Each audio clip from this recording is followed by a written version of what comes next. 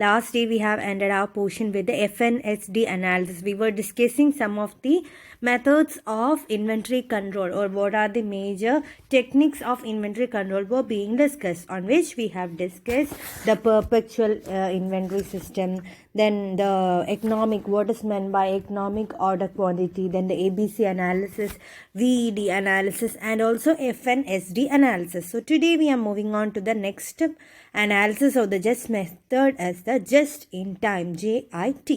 What is meant by JIT? It is just in time. Short form for the just in time is JIT. It is the purchase of materials at such a time that delivery immediately which precedes demand or use. നമുക്ക് ആവശ്യം വരുമ്പോൾ ആ correct ടൈമിൽ നമ്മൾ product വാങ്ങുന്നതിനെയാണ് just in time എന്ന് പറയുന്നത്. That is the purchase of material at such A time that delivery immediately which proceeds the demand of use. ആവശ്യം എപ്പോൾ വരുന്നു അതിന് തൊട്ട് മുമ്പായിട്ട് നമ്മൾ ഡെലിവറി ഉറപ്പാക്കുന്ന ഒരു മെത്തേഡാണ്, അല്ലെങ്കിൽ അതിനുള്ള ടെക്നിക്കാണ് JIT. അപ്പോൾ ഇതുകൊണ്ട് നമുക്ക് എന്ത് ഗുണമുണ്ടാകും? നമുക്ക് സ്റ്റോക്ക് ചെയ്യേണ്ടി വരില്ല materials. That is we can reduce the stock level two A minimum through creating closer relationship with the suppliers and arranging frequent deliveries of smaller quantities. നമ്മുടെ ആവശ്യത്തിനനുസരിച്ചുള്ള ചെറിയ ചെറിയ ക്വാണ്ടിറ്റീസ് ആയിട്ട് കറക്റ്റ് നമുക്ക് എപ്പോൾ ആവശ്യം വരുമോ അതിന് തൊട്ട് മുമ്പ് മാത്രം ഡെലിവറി ഉറപ്പാക്കുന്ന ഒരു മെത്തേഡിനെയാണ് JIT or just in time എന്ന് പറയുന്നത്. ഇത് ജപ്പാനിൽ ഉണ്ടാക്കിയ ഒരു ടൊയോട്ടോ മാനുഫാക്ചേഴ്സ് ആണ് ഈ പ്രൊഡക്റ്റ്, ഈ JIT എന്ന ടെക്നോളജി ആദ്യമായിട്ട് കൊണ്ടുവന്നത്. That is JIT or the just in time. And it reduce the investment in the inventory. നമ്മൾ കൂടുതൽ ഇൻവെസ്റ്റ്മെൻറ്റ് ചെയ്യേണ്ടി വരുന്നില്ല ഇൻവെൻട്രി എന്ന് വെച്ചാൽ നമ്മൾ ചെറിയ ചെറിയ ക്വാണ്ടിറ്റീസിൽ മാത്രമാണ് പർച്ചേസ് ചെയ്യേണ്ടത്, പക്ഷേ ഇടയ്ക്കിടയ്ക്ക് പർച്ചേസ് ചെയ്യുന്നത്. That is frequent purchase orders of small quantities are made in JIT. So we don't want to do much investment on the inventory control or any other things. This is called the JIT. It always helps to reduce the storage cost. Similarly, the material handling, spoilage and obsolescence, everything can be avoided by using this type of technique, that is just in time technique. This is what is meant by just in time. Next method or the next technique that we want to study is inventory turnover. Method അല്ല ഇത്, ശരിക്കും inventory എപ്പോഴാണ് നമ്മൾ വാങ്ങേണ്ടത്, ഏത് time, അതിനെല്ലാം കൂടെ calculate ചെയ്യാൻ വേണ്ടിയിട്ടുള്ളൊരു മെത്തേഡാണ് inventory turn over ratio. It is a method of exercising control over the materials. ഒരു മെറ്റീരിയൽ എങ്ങനെ കൺട്രോൾ ചെയ്യണം എന്നുള്ളതിനൊരു മെത്തേഡ് മാത്രമാണ്. It can be given as the ratio which the value of material consumed during a period bears to the average stock held during the period. നമ്മൾ consume ചെയ്യുന്നതിൻ്റെ divided by the average stock during that period, അതിനെയാണ് നമ്മൾ inventory turn over എന്ന് പറയുന്നത്. So അതിൻ്റെ ഒരു calculation എന്ന് വെച്ചാൽ പല കാര്യങ്ങളിലൂടെയാണ് പോകുന്നത്. First one, we want to know what is the major ratio equation. That is inventory turnover ratio equal to the cost of materials consumed by the cost of average stock. നമ്മൾ consume ചെയ്യാൻ പോകുന്ന ഇൻവെൻട്രിയുടെ കോസ്റ്റും ടോട്ടലായിട്ടുള്ള average കോസ്റ്റില്ലേ അതിൻ്റെയും തമ്മിലുള്ള cost, ഇത് രണ്ടും കൂടെ വെച്ചിട്ടാണ് നമ്മൾ ഇൻവെൻട്രി ടേൺ ഓവർ കണ്ടുപിടിക്കുക. That is the cost of materials consumed to the cost of average stock. ഇതിൽ ആവറേജ് സ്റ്റോക്ക് എന്ന് പറഞ്ഞാൽ എന്താണ്? നമ്മൾ ഓപ്പണിംഗ് സ്റ്റോക്കും അതുപോലെ ക്ലോസിംഗ് സ്റ്റോക്കും ആഡ് ചെയ്ത് ഡിവൈഡ് ബൈ 2 അതിൻ്റെ ആവറേജ് എടുക്കുക. ഓപ്പണിംഗ് സ്റ്റോക്ക് എന്ന് പറഞ്ഞാൽ നമുക്ക് ആദ്യം എത്ര ഉണ്ടായിരുന്നു, പിന്നെ ഇന്നിപ്പോൾ നമ്മൾ എന്തെങ്കിലും പർച്ചേസ് ചെയ്തിട്ടുണ്ടെങ്കിൽ അതും കൂടെ ആഡ് ചെയ്ത്, അല്ലെങ്കിൽ നമ്മൾ എന്തെങ്കിലും യൂസ് ചെയ്തിട്ടുണ്ടെങ്കിൽ അത് സബ്സ്ട്രാക്ട് ചെയ്തിട്ട് ലാസ്റ്റ് ഒരു ഡേയിൽ എത്ര സ്റ്റോക്ക് ഉണ്ടാവും, that is the closing stock. അത് രണ്ടും കൂടെ ആഡ് ചെയ്യുക, ഡിവൈഡ് ബൈ 2 ചെയ്യുക, അതാണ് ആവറേജ് സ്റ്റോക്ക് വരുന്നത്. സോ അതിൻ്റെ കോസ്റ്റ് എടുക്കുക, അതുപോലെ നമ്മുടെ മെറ്റീരിയൽസ് കൺസ്യൂം ചെയ്യുന്ന കോസ്റ്റ് എടുക്കുക. ഇത് രണ്ടും കൂടെ ഡിവൈഡ് ചെയ്യുമ്പോൾ we will get the inventory turn over ratio. And in which നമ്മൾ താഴത്തെ കോസ്റ്റ് ഓഫ് ആവറേജ് സ്റ്റോക്കിലെ ആവറേജ് കോസ്റ്റ് എന്താണെന്ന് കണ്ടു. Similarly the cost of materials consume, the numerator portion എങ്ങനെയാണ് കാൽക്കുലേറ്റ് ചെയ്യുന്നത്? That is the opening stock of materials. Opening stock എത്രയുണ്ടായിരുന്നു plus purchases, എത്ര purchase ചെയ്തു, minus the closing stock. This will give the cost of materials consume. Opening stock plus purchase minus the closing stock will give the cost of materials consume. This is what is meant by inventory turn over. അപ്പോൾ ആദ്യം നമ്മൾ cost of materials consume കണ്ടുപിടിക്കുക by adding the opening stock with the purchase and subtracting the closing stock from it. And also we want to find the average stock by adding the opening stock plus closing stock divided by 2. and we want to divide it. ഇനി ഇതിപ്പോൾ ratio ആണ്. അത് ഡേയ്സിൻ്റെ ടേംസിൽ എടുക്കണമെങ്കിൽ എങ്ങനെയാണ്? Inventory turn over എത്ര ഡേയ്സിലാണ് നമ്മൾ inventory വാങ്ങേണ്ടത് എന്ന് കണ്ടുപിടിക്കണമെങ്കിൽ days during the period by inventory turn over ratio. We want to divide the days during the period by inventory turn over ratio. അപ്പം നമുക്കൊരു കാൽക്കുലേഷൻ കിട്ടും. ആ ടൈമിനനുസരിച്ചായിരിക്കണം നമ്മൾ ഇൻവെൻട്രി അടുത്ത പ്രാവശ്യം പർച്ചേസ് ചെയ്യേണ്ടത്. This is the meaning of this equation. So higher ratio ആണെങ്കിൽ rate of consumption വളരെയധികം കൂടുതലാണെന്ന് നമുക്ക് മനസ്സിലാവും. നമ്മുടെ ഓപ്പണിംഗ് സ്റ്റോക്കും ക്ലോസിംഗ് സ്റ്റോക്കും എല്ലാം കൂടി ഡിറ്റർമിൻ ചെയ്ത് ഈ റേഷ്യോ കിട്ടുമ്പോൾ എന്ന് വെച്ചാൽ ടേൺ ഓവർ റേഷ്യോയിൽ cost of materials consumed is more than the cost of average stock. In that case it means that our rate of consumption is very high. നമ്മൾ ആ ഒരു പ്രൊഡക്റ്റിൻ്റെ റേറ്റ് ഓഫ് കൺസപ്ഷൻ കൂടുതലാണെന്നറിയാം. എന്ന് വെച്ചാൽ അവരാരാ ഫാസ്റ്റ് മൂവിങ് ആയിട്ടുള്ള ഗുഡ്സ്. നമ്മൾ FNSDയുടെ അനാലിസിസ് വെച്ചിട്ട് ഫാസ്റ്റ് മൂവിങ് മെറ്റീരിയൽസ് ആയിട്ട് അങ്ങനെ higher turn over ratio inventory turn over ratio ഉള്ളതിനെ നമുക്ക് ക്ലാസിഫൈ ചെയ്യാം.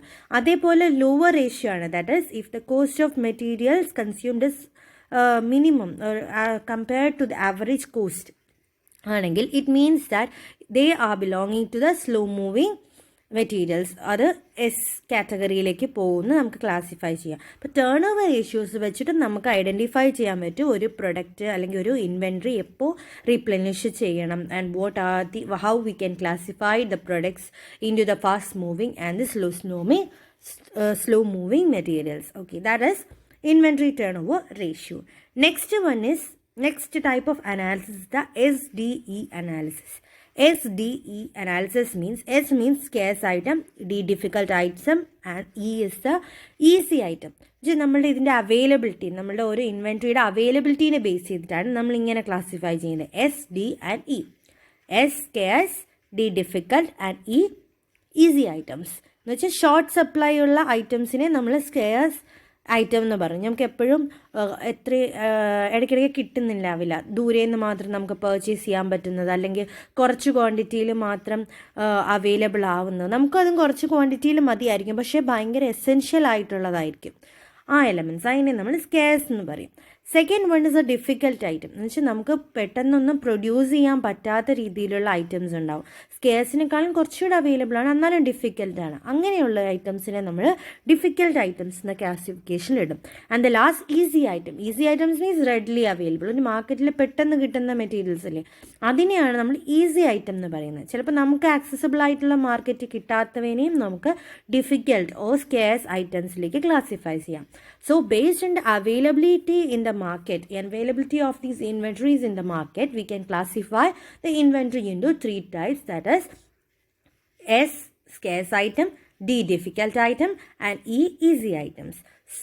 This is called the SDE analysis. Normally government regulated മാർക്കറ്റ്സില്ലേ, നമ്മുടെ ഇൻപുട്ടും ഔട്ട്പുട്ടും എല്ലാം നമ്മൾ ഗവൺമെൻറ്റുമായിട്ട് ബേസ് ചെയ്തിട്ട് ഗവൺമെൻറ് സപ്ലൈസിലുള്ള കാര്യങ്ങളൊക്കെയാണ് കൂടുതൽ നമ്മൾ SDE അനാലിസിസ് വെച്ചിട്ട് ഇൻവെൻട്രി കൺട്രോൾ ചെയ്യുന്നത്. സ്കേഴ്സായി ചിലപ്പോൾ ഗവൺമെൻറ്റിന് സ്കേഴ്സായി കിട്ടുന്നത്, ഈസിയായി കിട്ടുന്നത് എന്ന രീതിയിൽ ഉള്ള മാർക്കറ്റ്സിനെയാണ് നമ്മൾ SDE അനാലിസിസ് വെച്ചിട്ട് ക്ലാസിഫൈ ചെയ്യുന്നത്. And next method is the HML analysis. അല്ലെങ്കിൽ HML അനാലിസിസ് ആണ് അടുത്ത ടെക്നിക്സ് നമുക്ക് ഇൻവെൻട്രി കൺട്രോളിന് യൂസ് ചെയ്യാൻ പറ്റുന്നത്. അത് ഓൾമോസ്റ്റ് സിമിലർ ടു ABC ആണ്, പക്ഷേ ഇതിനെ ക്ലാസിഫൈ ചെയ്യുന്ന യൂണിറ്റ് കോസ്റ്റ് വെച്ചിട്ട്. അല്ലെങ്കിൽ മറ്റേ ABCയിൽ വെച്ചാൽ യൂസേജ് വാല്യൂവിനെ ബേസ് ചെയ്തിട്ടായിരുന്നു. ഓൾവേസ് ബെറ്റർ കൺട്രോൾ ആണ് ABC അനാലിസിസ് നമ്മൾ ഡിസ്കസ് ചെയ്തത്. അത് യൂസേജ് വാല്യൂ വെച്ചിട്ടാണ് നമ്മൾ ക്ലാസിഫൈ ചെയ്തത്. ഏറ്റവും കൂടുതൽ അവൈലബിൾ, ഏറ്റവും കുറവ് യൂസ് വരുന്നത് എന്ന രീതി. എന്നാൽ ഇവിടെ യൂണിറ്റ് കോസ്റ്റ് വെച്ച് ഡിവൈഡ് ചെയ്യുന്നതിനെയാണ് നമ്മൾ HML അനാലിസിസ് എന്ന് പറയുന്നത്. That is based on the cost per unit. Okay, അതിൽ നമ്മൾ ക്ലാസിഫൈ ചെയ്യുന്ന H means high, M means medium and L means low. In this type of analysis നമ്മൾ കൂടുതലും ഡിപ്പാർട്ട്മെൻറ്റൽ ലെവലിലുള്ള കൺട്രോളിന് വേണ്ടി, ഡിപ്പാർട്ട്മെൻറ്റൽ ലെവലിൽ മെറ്റീരിയൽസ് കൺട്രോൾ ചെയ്യാൻ വേണ്ടിയിട്ടാണ് നമ്മൾ ഈ ടൈപ്പ് ഓഫ് അനാലിസിസ് യൂസ് ചെയ്യുക നോർമലി. ഇപ്പോൾ നമ്മളുടെ management determine that all the items of the unit value above 2000 H ഐറ്റംസിൽ പെടുന്നു. വെച്ചാൽ യൂണിറ്റ് വാല്യൂ ഒരു പ്രൊഡക്റ്റിന് 2000 രൂപയിൽ കൂടുതലുള്ള H വാല്യൂയിൽ കിടക്കും. 500 തൊട്ട് 2000 ഇടയിൽ വരുന്നത് M കാറ്റഗറിയിലും അതേപോലെ 500 താഴെ വരുന്നത് L കാറ്റഗറിയിലും ആയിട്ട് നമ്മൾ ഇട്ട് കൊടുക്കുന്നു. അങ്ങനെ ചെയ്യുന്നതിനെയാണ് നമ്മൾ HML അനാലിസിസ് എന്ന് പറയുന്നത്. അപ്പോൾ യൂണിറ്റ് കോസ്റ്റ് എത്രയാണ്, ഒരു പ്രൊഡക്റ്റിൻ്റെ യൂണിറ്റ് കോസ്റ്റ് എത്രയാണ്, അതിനെ ബേസ് ചെയ്ത് നമ്മൾ 3 രീതിയിൽ നമ്മുടെ പ്രൊഡക്റ്റിനെ ക്ലാസിഫൈ ചെയ്യുന്നു, which are the HML, high, medium and low. Okay, അപ്പോൾ കൂടുതലും നമുക്ക് ഈസി ആവും. എന്തിനാ, നമുക്ക് അതോറിറ്റീസിന് ഡെലിഗേറ്റ് ചെയ്യാൻ വേണ്ടി, അല്ലെങ്കിൽ പെറ്റി ക്യാഷ് ഐറ്റംസ് എല്ലാം ഉണ്ടല്ലോ, അതെല്ലാം പർച്ചേസ് ചെയ്യാനുള്ള റൈറ്റ് കൊടുക്കാനും എല്ലാം നമുക്ക് ഇതുകൊണ്ട് സാധിക്കുന്നതായിരിക്കും. That is HML analysis. അപ്പോൾ always this is useful for keeping control over the materials consumption at the departmental level. ഒരു ഡിപ്പാർട്ട്മെൻറ്റൽ ലെവലിലുള്ള കൺസെപ്ഷന് വേണ്ടിയിട്ടാണ് മെയിൻലി HML അനാലിസിസ് നമ്മൾ അഡോപ്റ്റ് ചെയ്യുന്നത്. So this is called the next analysis, that is HML. Next one is the Golf analysis. Golf analysis, GOLF. Golf analysis is simply based on the source of materials. നമുക്ക് എവിടെ നിന്നാണ് നമ്മുടെ materials available ആവുന്നത് അതിനെ base ചെയ്തിട്ടാണ് നമ്മൾ golf എന്ന് classify ചെയ്യുന്നത് മെറ്റീരിയൽസിനെ ഓർ ഇൻവെൻട്രീനെ. On which G means government, O ordinary, L local and F foreign. അത് കാണുമ്പോൾ തന്നെ നമുക്കറിയാം അവൈലബിലിറ്റി ബേസ് ചെയ്തിട്ടാണ് എവിടെ നിന്ന് നമുക്ക് നമ്മുടെ മെറ്റീരിയൽസ് കിട്ടുന്നു. What is A source? First G, that is government എന്ന് വെച്ചാൽ transaction with the government involve long lead time and the payment in advance or against delivery. അപ്പോൾ നമ്മൾ അവിടെ ഗവൺമെൻറ്റിന് സ്ട്രോങ് കൺട്രോൾ ആയിരിക്കും റോ മെറ്റീരിയൽസ്. അപ്പം നമ്മൾ ഗവൺമെൻറ്റിൽ നിന്ന് വാങ്ങുന്ന കാര്യങ്ങൾക്കെല്ലാം എപ്പോഴും ലോങ് ലീഡ് ടൈം ആയിരിക്കും. കുറച്ച് നമ്മളിപ്പോൾ ഒരു സാധനത്തിന് ഓർഡർ കൊടുത്താൽ V will get after A very long period. നമുക്ക് ഗവൺമെൻറ്റിൻ്റെ പ്രൊസീജിയേഴ്സ് അത്രയും കൂടുതലായതുകൊണ്ടാണ് ഡിലേ എടുക്കുന്നത്. അപ്പോൾ ഒരു സാധനം ഡെലിവറി ചെയ്യേണ്ടത് ഗവൺമെൻറ് ആണെങ്കിൽ തന്നെ we will have to wait a long. അങ്ങനെ ഒരു പ്രശ്നമെന്ന് വെച്ചാൽ ലീഡ് ടൈം കൂടുതലായിരിക്കും. നമ്മുടെ time of ordering and the delivery time will be long. പറഞ്ഞ് എത്രയോ നാളുകൾക്ക് ശേഷമേ കിട്ടുള്ളൂ. അങ്ങനെ ക്ലാസിഫൈ ചെയ്യുന്ന ഗവൺമെൻറ്റിൽ നിന്ന് കിട്ടുന്ന സോഴ്സ് മെറ്റീരിയൽ ആണെങ്കിൽ it is classified into the G1. Then O means ordinary. That is the transaction with this category of supplies involves moderate delivery time and availability of credit, usually in the range of 20 days to 2 months. With more and more supplies queuing up, there is tendency to reduce the delivery lead time. Ordinary എന്ന് പറഞ്ഞാൽ normal ആയിട്ടുള്ള supplies എന്ന് വാങ്ങുന്ന goods ആണെങ്കിൽ അവിടെ delivery time എന്ന് പറയുന്നത് moderate ആയിരിക്കും. ഒരു 20 ദിവസം തൊട്ട് 2 മാസം വരെ മാക്സിമം നീളത്തുള്ളൂ അവരുടെ ഡെലിവറി ടൈം. ലീഡ് ടൈം അതിൽ കൂടില്ല. അതിൻ്റെ കൂടെ ഇപ്പം നമുക്ക് 2-3 സപ്ലൈസ് ഉണ്ടെങ്കിൽ ഏറ്റവും നമ്മളുടെ പർച്ചേസ് കൂട്ടാൻ വേണ്ടി സപ്ലൈസ് തന്നെ പെട്ടെന്ന് തന്നെ പ്രൊഡക്റ്റ് എത്തിക്കാൻ ശ്രമിക്കുന്നതായിരിക്കും. They will not delay. പക്ഷേ ഗവൺമെൻറ്റിൻ്റെ കേസിൽ നമുക്ക് അവിടുന്ന് മാത്രമേ ആ സോഴ്സ് കിട്ടുന്നുള്ളൂ. So they will take enough time to deliver those items. That is the second one, ordinary. Third one is the L or the local. L അല്ലെങ്കിൽ ലോക്കൽ എന്ന് പറഞ്ഞാൽ the items bought from the local supplies those which are against the cash purchase. നേരത്തെ ഓർഡിനറിയും government എന്ന് വെച്ചാൽ നമുക്ക് advance payment ആയിരിക്കും. ഗവൺമെൻറ്റിൽ മിക്കവാറും അഡ്വാൻസ് പേയ്മെൻ്റ് ആയിരിക്കും നമ്മൾ കൊടുക്കേണ്ടത്. ഓർഡിനറിയിലാവുമ്പോൾ ചിലപ്പോൾ അവർ ക്രെഡിറ്റ് പേയ്മെൻറ്റ് സമ്മതിക്കുന്നതായിരിക്കും. പക്ഷേ ലോക്കലിൽ നോർമലി അത് ലോക്കൽ സപ്ലൈസിൽ നിന്നായതുകൊണ്ട് ക്യാഷ് പർച്ചേസ്ഡ് ആയിരിക്കും. അല്ലെങ്കിൽ ബ്ലാങ്കറ്റ് ഓർഡേഴ്സ് ആയിരിക്കും നമ്മൾ പർച്ചേസ് ചെയ്യുന്നത്. വലിയൊരു ഓർഡേഴ്സ് ആയിട്ട് ബ്ലാങ്കറ്റ് ഓർഡേഴ്സ് എടുത്ത് ക്യാഷ് പർച്ചേസ് ആയിട്ടായിരിക്കും നമ്മൾ ചെയ്യുന്നത്. That is the local one or the L. And the last one is F, foreign.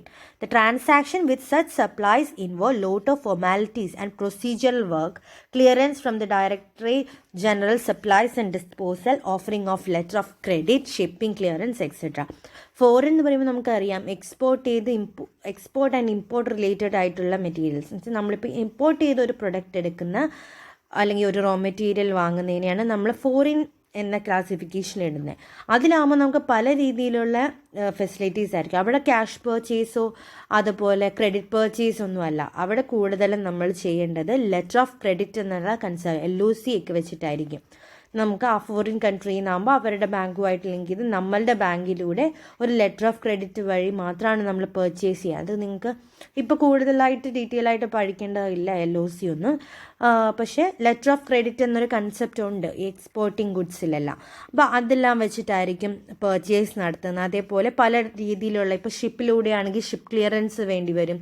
എയറിലൂടെ ആണെങ്കിൽ എയർപോർട്ട് അതോറിറ്റീസിൻ്റെ ക്ലിയറൻസ് സർട്ടിഫിക്കറ്റ്സ് വേണ്ടി വരും. അതേപോലെ എല്ലാ കുറേ പ്രൊസീജിയറൽ വർക്കായിരിക്കും എപ്പോഴും ഒരു ഫോറിൻ അനാലിസിസ് അല്ല ഫോറിൻ മെത്തേഡിൽ വരുന്നത്. So these are the classification of the inventory based on the source of these raw materials, GOLF, government, ordinary, local and the foreign. അങ്ങനെ 4 രീതിക്ക് നമുക്ക് ക്ലാസിഫൈ ചെയ്യാം. Next one is the SOS analysis. SOS analysis എന്ന് പറഞ്ഞാൽ it is based on nature of supplies. സപ്ലൈസിൻ്റെ nature വെച്ച്, for example ഇപ്പോൾ എസും OS കാണുമ്പോൾ S means the seasonal items and OS means the off seasonal items. ഇപ്പം seasonal items ഉണ്ടാവും ചില ഗുഡ്സ്, ചിലത് ഓഫ് സീസണൽ ഐറ്റംസ് ആയിരിക്കും. സീസണിൽ തന്നെ ചിലപ്പോൾ ലിമിറ്റഡ് പീരീഡിൽ കിട്ടുന്നതുണ്ടാവും, അതല്ലെങ്കിൽ ചിലപ്പോൾ seasonal throughout the year കിട്ടുന്നതുണ്ടാവും. ഓഫ് സീസൺ എന്ന് പറഞ്ഞാൽ quantities determine on different consideration. അവിടെ ഐറ്റംസിൻ്റെ കൺസിഡറേഷൻ വേറെ രീതിയിലല്ല, അത് സീസണെ ബേസ് ചെയ്തൊന്നുമല്ല. അങ്ങനെ നമ്മൾ ക്ലാസിഫൈ ചെയ്ത് ഗുഡ്സിനെ എടുക്കുന്നതിനെയാണ് SOS അനാലിസിസ് എന്ന് പറയുന്നത്. അങ്ങനെ നമ്മൾ ക്ലാസിഫൈ ചെയ്ത് ഇൻവെൻട്രിയെ വെക്കുന്നതിന് SOS or seasonal and off seasonal analysis എന്ന് പറയും. That is the nature of സപ്ലൈസിനെ ഡിപ്പെൻഡ് ചെയ്ത്. And another technique is the XYZ analysis. അതിൽ നമുക്ക് സീസണലിനെ കുറച്ചുകൂടി ഡീറ്റെയിൽ ആയിട്ട് പറയുകയാണെങ്കിൽ, സീസണൽ ഐറ്റംസ് എന്ന് പറഞ്ഞാൽ ലിമിറ്റഡ് പീരീഡിൽ നമുക്ക് പ്രൊക്വയർ ചെയ്ത് സ്റ്റോർ ചെയ്ത് മീറ്റ് ചെയ്യുന്ന ഐറ്റംസ് ആണ്. ഫോർ എക്സാമ്പിൾ മാംഗോസ് എല്ലാം, റോ മാംഗോസ് അല്ലെങ്കിൽ വളരെ സീസണലായിട്ട് കിട്ടുന്ന കുറേ പ്രൊഡക്ട്സ് ഉണ്ടാകും, അതെല്ലാമാണ് സീസണൽ ഐറ്റംസിൽ വരുന്നത്. അപ്പോൾ അവിടുത്തെന്ന് വെച്ചാൽ ഹാർവസ്റ്റ് സീസണിലുള്ള പ്രൈസ് കുറവായിരിക്കും.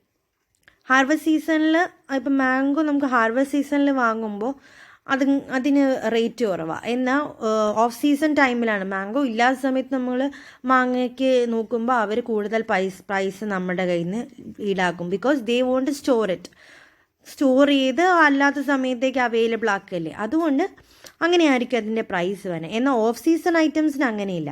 ഓഫ് സീസൺ ഐറ്റംസിന് ഏത് സമയത്തും കിട്ടണം, സീസൺ ആയിട്ട് ബേസ് ചെയ്തിട്ടല്ല. അപ്പോൾ പല പല കൺസിഡറേഷൻ യൂസ് ചെയ്തിട്ടായിരിക്കും അവർ അതിൻ്റെ സെയിൽ ചെയ്യുന്നത്. അങ്ങനെ ക്ലാസിഫൈ ചെയ്യുന്നത് അഗ്രികൾച്ചർ പ്രൊഡക്ട്സ് ആണ് സീസണിൽ കൂടുതലായിട്ട് വരെ. അങ്ങനെ ക്ലാസിഫൈ ചെയ്യുന്നതിനാണ് SOS അനാലിസിസ് പറയുന്നത്.